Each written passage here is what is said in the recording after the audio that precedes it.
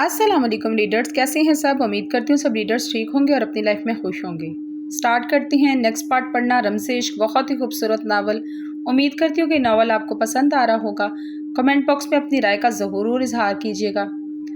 मेरा यकीन करें, मैं भाग नहीं रही थी, मैं आपको मर्दान खाने में बुलाने गई थी। और हिम्मत करके ज़मीन से उठती और हम की तरफ बढ़ी, जो मुँह पर हाथ फेरते कमर के वस्त में चक्कर लगा रहा था, कमरे के वस्त में।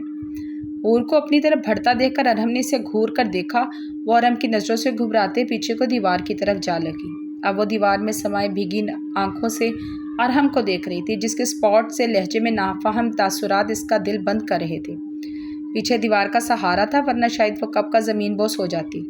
अरहम की खामोशी पर हूर का दिल अब बंद होने लगा। मेरा यकीन करे अरहम, मैं सच कह रही हूँ, बाबर झूठ कह रहा है, इल्ज़ाम लगा रहा है मुझ पर। आपको इस पर नहीं, अपनी बीवी पर यकीन करना चाहिए। हूर की मासूमियत से कही बात पर वो कमरे में चक्कर लगाता एक पल को ठहर गया। इसकी बात सुनते ही वैसे देखने लगा, जो दीवार के समाये थर थर काँप रही थी।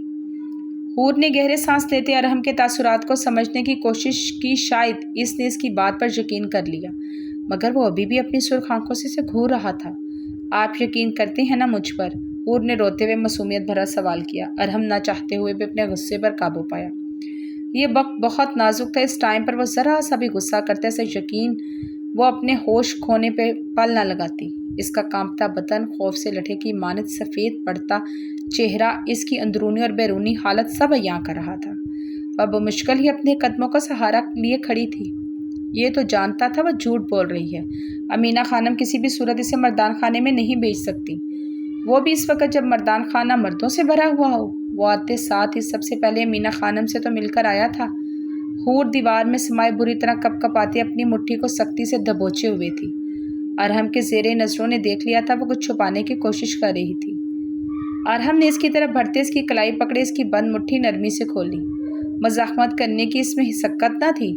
इसने आराम से वो मुट्ठी खोल दी। 5,000 रुपये के 2 नोट इसकी हथेली में मुड़ी तड़ी हालत में पड़े थे। ये मुझे बाहर ज़मीन से मिले थे, हूर ने फ़ख्र रंगत से बताया। इसे एक पल नहीं लगा था समझने में वो यहाँ से भागने के लिए इन पैसों का इस्तेमाल करना चाहती थी। यकीनन ये पैसे इसने इसके वॉलेट से निकाले थे। वो यहाँ से भागने का बहुत पहले से प्लान बना रही थी।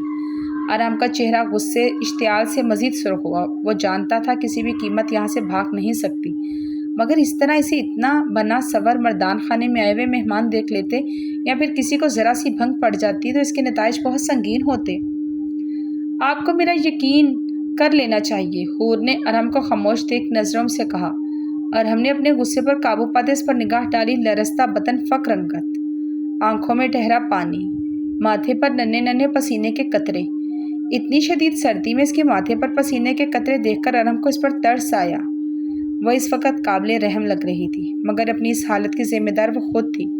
वो इस पर तरस किसी सूरत नहीं खा सकता था। वो बेख्तियारी से इसके करीब हुआ। अरहम ने नरमी से अपनी उंगलियों के पोरों से इसकी पेशानी से पसीने साफ करते।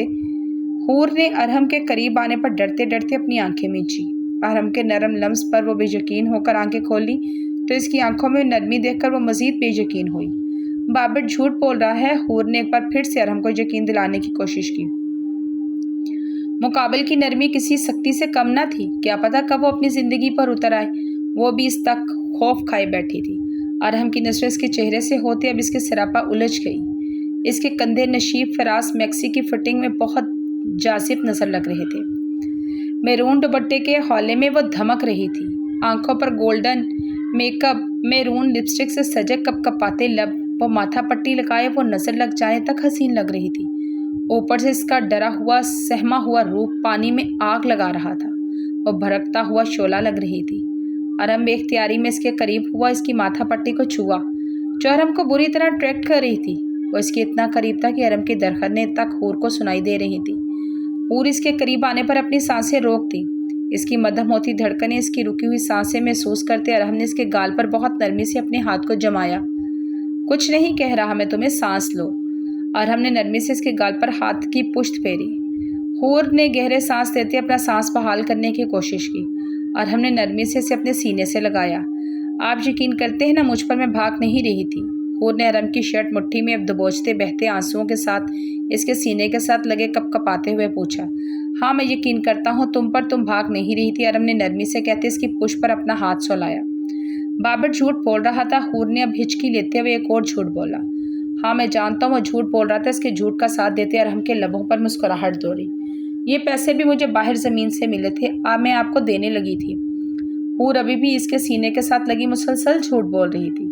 हाँ, मैं ये जानता हूँ, तो मुझे ही देने लगी थी। अरहम ने अब की बार इसके गिर्द अपने बाजुओं का गहरा मजबूत हासार बनाया। पता नहीं इसे खुद में भींचे खुद को महसूस सुकून पहुँचाया या फिर इसका डर दूर करना चाहा। मैंने कभी झूठ नहीं बोला, मुझे झूठ से हमेशा नफरत थी। पापा कहते थे कि सिर्फ अपनी जान बचाते वक्त आप झूठ बोल सकते हैं, वरना छोटी छोटी बातों पर आप कभी झूठ नहीं बोलना चाहिए। अब वो सच बोल रही थी और हम जानता था आज भी तो इसके डर से झूठ बोल रही थी, यानी अपनी जान का भी इसको खतरा था। इसे लगता था कि वो इसे जान से भी मार सकता है और हमको ये बात बहुत चुभी। वो अपने जबड़े बुरी तरह भींच गया और हमने बहुत नरमी से इसे अपने सीने से अलग किया। फिलहाल वो इस कांड सी गुड़िया पर सख्ती नहीं करना चाहता था, जो पहले से बहुत डरी बैठी थी, लेकिन इसका अमल किसी तौर पर माफ़ करने के काबिल न था। अब ये आंसू बंद करो, मुझे अब तुम्हारी आंखों में आंसू नजर न आए। इसके आरस पर बहते आंसू नरमी से अपनी उंगलियों से साफ करते सख्ती से तनबिया की। अब मोरे के पास जाओ, उनसे पूछो कोई काम तो नहीं, अच्छे से तमाम मेहमानों से मिलो, बड़ी बहू के फ़राइज़ निभाओ। मुझे तुम्हारी कोई शिकायत नहीं मिलनी चाहिए। ओके, नरमी से इसकी ठोरी पकड़ते कहा। कोई शिकायत नहीं मिलेगी, हूर ने जल्दी से कहा। गुट, ये आंसू भी मेहमानों के सामने नहीं बहने चाहिए। नहीं। अरहम की बात मुकम्मल होने से पहले जवाब आया। अरहम के लबों पर मुस्कुराहट बिगड़ी। वो मासूम थी या ज़्यादा खूबसूरत, वो अभी तक इस बात का अंदाज़ा नहीं लगा पा रहा था, या वह ज़रूरत से ज़्यादा होशियार थी। अरहम इसके खूबसूरत चेहरे को देखते गहरी सांस भर के रह गया। अरहम इसे गहरी नज़रों से देखते इसकी शॉल की तरफ बढ़ा, जो काफ़ी फासले पर ज़मीन पर पड़ी थी।